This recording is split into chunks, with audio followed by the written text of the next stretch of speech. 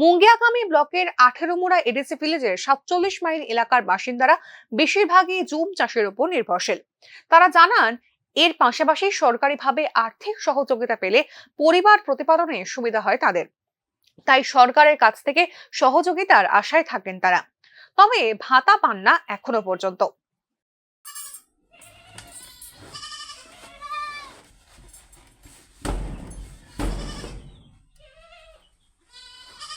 এলাকারই একটি পরিবারের সঙ্গে কথা বলেন নিউজ নাও এর তেলিয়ামুড়ার প্রতিনিধি সঞ্চিত দাস। তিনি জানান, পরিবারটিতে 4 জন সদস্যের বাস। এখন পরিবারটির মূল রোজগারে বলতে বছর 65 জমি আবৃদ্ধা। জানা গিয়েছে, মহিলার স্বামী বার্ধক্যজনিত কারণে শারীরিক পরিশ্রমে অক্ষম, ফলে এখন অল্প বিস্তার জুম চাষ করেই সংসার প্রতিপালন করেন তিনি।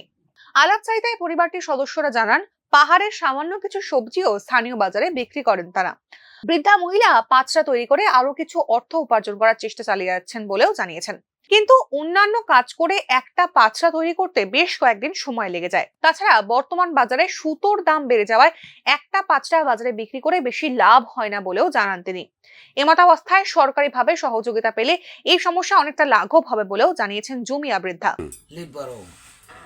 নিনিপাড়া 47 পারা বাতা পাইছেননি? বাতার মাইয়া কত বছর বয়স আপনার? 35 বছর। তো সরকার কাছ থেকে বাতা পাইছেন না? মাইয়া বাতা। পরিবারে কতজন লোক আছে? 4 জন। সংসার কিভাবে চলে?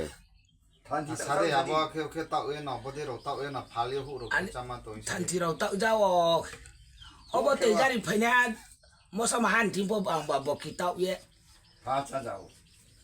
রাম মাতা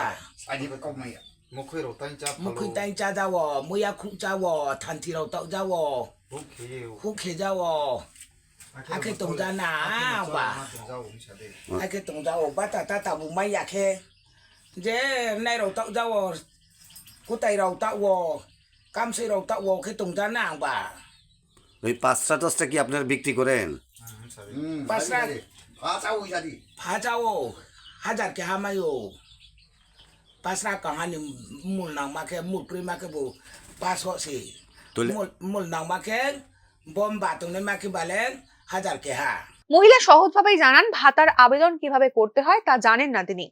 তাই যদি স্থানীয় জনপ্রতিনিধিরা এই বিষয়ে ওনার সহযোগিতা করেন, তাহলে ওনার জীবনশৈলীর কিছু পরিবর্তন হতে পারে। তেলিয়ামুড়া থেকে সঞ্জিত দাসের রিপোর্ট, নিউজ নাও।